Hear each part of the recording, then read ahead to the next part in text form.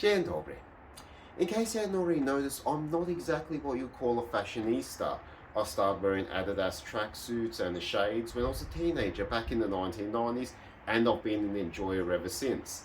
However, after our recent trip to Poland, I felt the need to add to my wardrobe an overcoat, mainly to deal with the cold weather. Now, you see, obviously, I'd love a stylish overcoat, and I'd want one of the best quality wool, and it wouldn't hurt if it was affordable.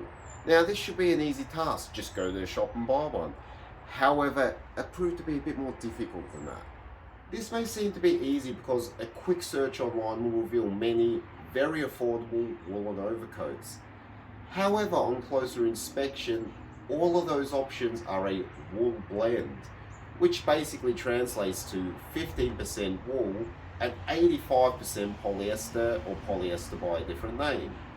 Now, what about going to a physical store, a reputable, fashionable outlet like Myer or David Jones that we have here, where they have advertised pure wool coats? Well, pure wool seems to be some kind of industry code word for 52% recycled wool and then 48% of all the other crap. Not to mention you'll be paying $600, $700, $800 for the privilege of buying something which is falsely advertised as pure wool.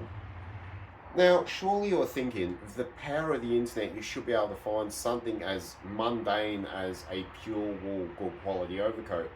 And yes, you can. You can even find websites where you make your own design, choose your own fabric, and send them your measurements, and they'll tailor make it for you. You're looking at a minimum of $1,000. In fact, I've seen quotes on these up to $2,000. And quite frankly, that's not in my budget. So then, how is it that I find myself standing here in possession of an absolutely gorgeous pure wool overcoat? Very simple hack: military surplus. If you have no military surplus stores in your area, a quick search for military Greatcoat on Google Shopping quickly reveals a lot of affordable, good quality options. Likewise, you can do the same search on eBay and get similar good results.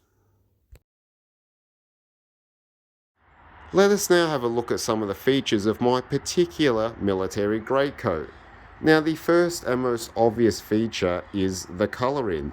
There's an endless amount of that drab olive green army colour you can get, particularly from Australian surplus suppliers. However, I didn't want that. Likewise, the classic light grey Eastern Bloc colour, there's plenty of as well. However, I didn't want that either. I wanted a coat which was a darker colour without being boring black, so naturally a naval coat would fit the bill because they are, as the name would suggest, navy blue. Now, as someone with Polish heritage, it was just the absolute most amazing find to get this, because if we go to one of the buttons down here, as you can see, this is indeed a Polish naval coat. Style-wise, this overcoat features everything a military greatcoat has. It has the epaulets here. It has a very wide collar with a notch, which I'll have a look at later. And it is double-breasted. If we swing it around here and check out the back, we basically have this strap here, which you can loosen or tighten depending on your waistline. As you can see, also have those lovely Polish buttons. There is a single vent here in the back, as you can see, and if you open it up, once again we have a slightly smaller but equally beautiful set of buttons running up here, so you can unbutton that for greater mobility if you need to run, which obviously for a military perspective is important. But as you can see, it's just very nice, very clean seams, and it has very little ornamentation on it. Even the sleeves here, they do not have any of those extra buttons which many more conventional designs do with regards to civilian wear, so that's an advantage because they would always fall off, get in the way, and they're completely unnecessary. So, it's just basically the classic military design, has all the classic features, and let's give it a try. Now that we've got the greatcoat on, all we need to go from Adidas wearing scumbag to pure gentleman is just to add a nice chap key.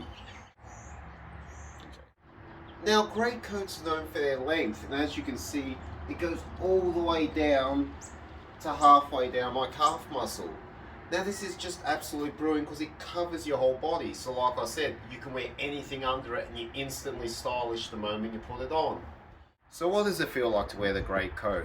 Well, it feels warm and secure. Like, I cannot keep saying enough, the thickness is there, and this is reflected in the actual physical weight of the coat itself.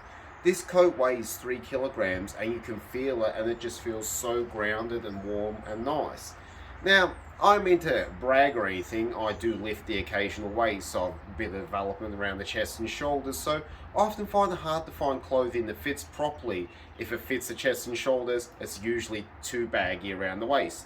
However, this back strap, which I must say is in the absolute most perfect placement, right in the lowest part, the most shallow part, I should say, of my lower back, it tucks it in enough, and these sides are hemmed in enough that it fits my shoulders and chest perfect, and the waist. There's room to add more layers too, but I've never had a coat that fits this well.